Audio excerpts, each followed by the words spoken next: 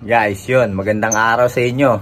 May ilang good news tayo dito sa ibunan natin. Tara, papakita ako sa inyo. So dito guys sa papel follow project natin, no, may napisa na nung isang araw. Nung August 8 ay August 10. Silipin natin ngayon kung okay pa yung inakay, no. Tara, silipin natin. Hindi ko sure kung okay pa eh. Hindi ko pa sinisilip ulit.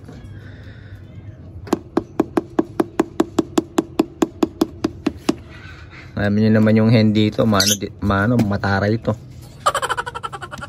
Eto, lagi nakabang dito.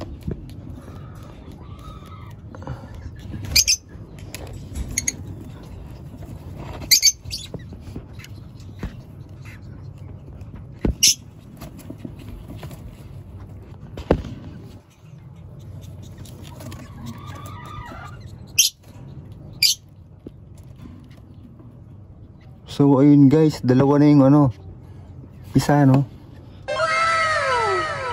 Blue series pareho yata.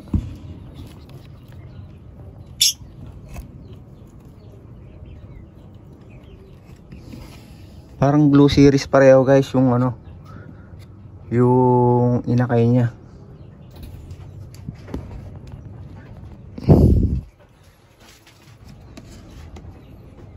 Yun, sana mabuhay nila yung yung mga inakay nila dito. Dalawa na yung pisa dito sa natin, o papel follow project natin. Yun, napakagad ng balita. Tapos yung sa dito natin, silipin natin. Ayun, no.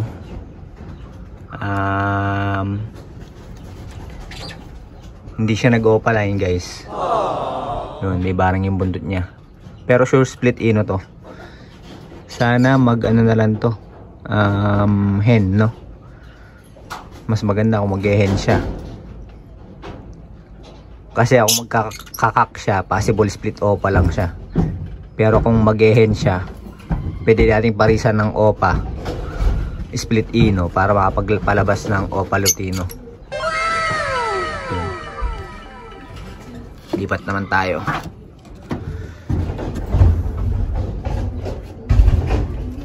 Yon, dito sa natin, opa lutino project natin ng itlog na nung 9 naman.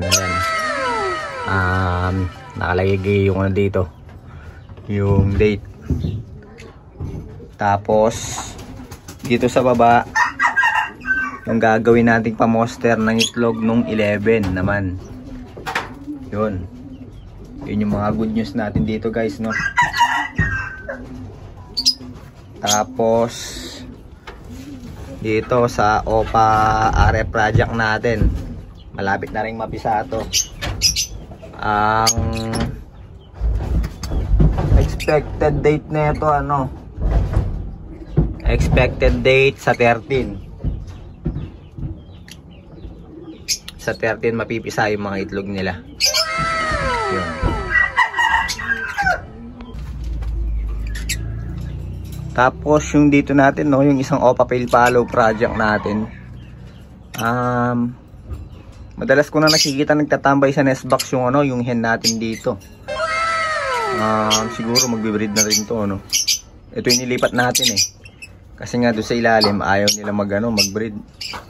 Tignan natin kung magbe-breed sila dito sa taas, no. Kung magugustuhan nila yung pesto dito. Yun. Tapos dito tayo sa OPA Cremino project natin guys. Ayan, di na natin i-istorbo yun, no. Ano to? Sa 11 yung na ito. Expected date na ito. Ano na ba ngayon? Check ko lang yung guys, yung date. Hindi ko na alam yung date eh. So na pala to guys, no. Check na natin kung pisa na.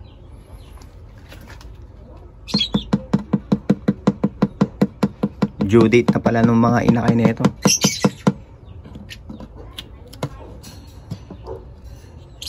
Hindi ko nakita lumalabas yung hen dito eh. Ayun yung hen.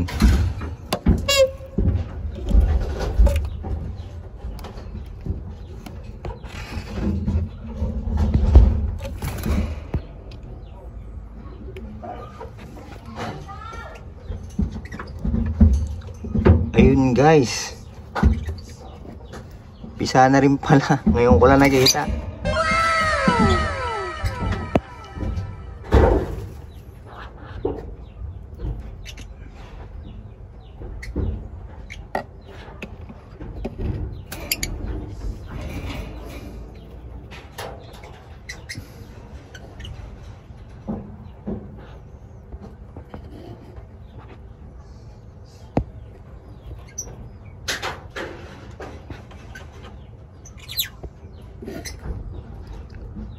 So black eye sila pareho guys, noon walang visual sa kanila. Yun, pero green series pareho.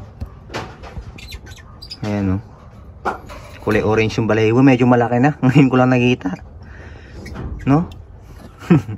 Hindi ko alam guys na pisa na pala yung andito.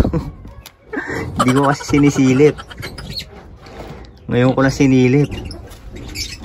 So pisa na pala yung mga ano neto, yung mga itlog neto siguro. Dalawa na yung pisa, yan yung minsan pa na pisa to.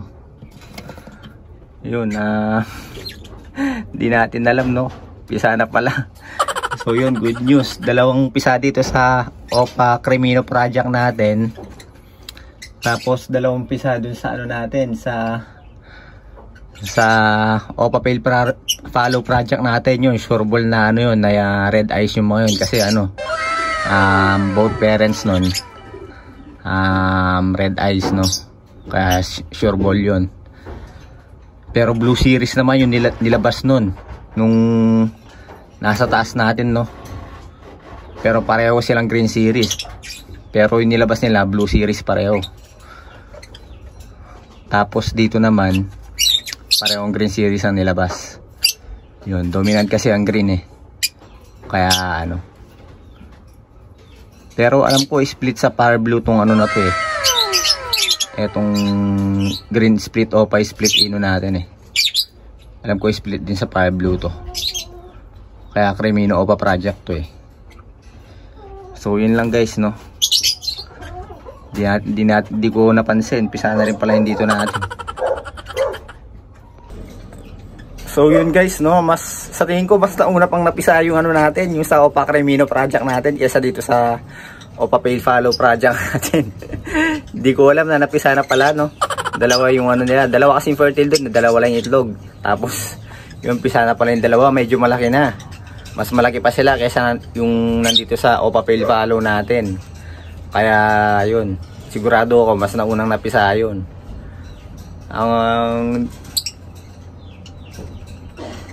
Pero napisa to ano, yun dito sa Opa Pale Follow project natin nung 10, kasi yun nun may nakalagay na ano.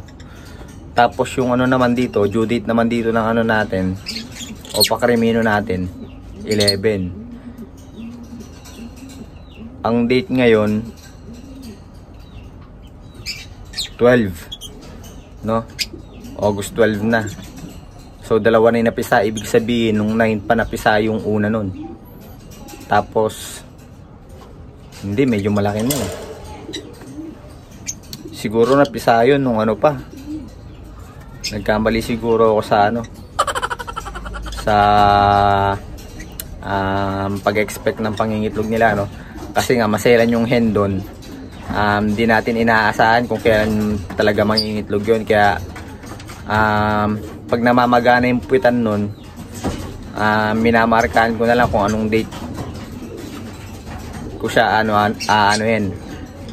expect na mangingitlog. Tapos di ko sinisilip. After 15 days ko lang sinisilip, no?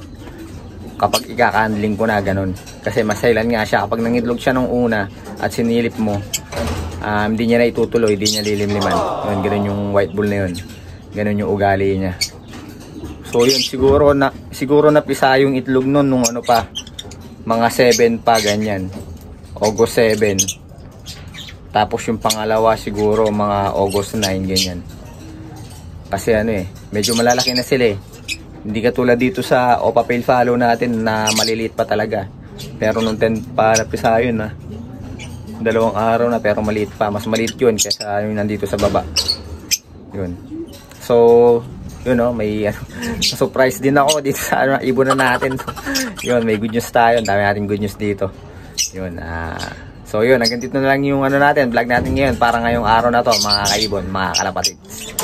Ingat and God bless po sa inyong lahat.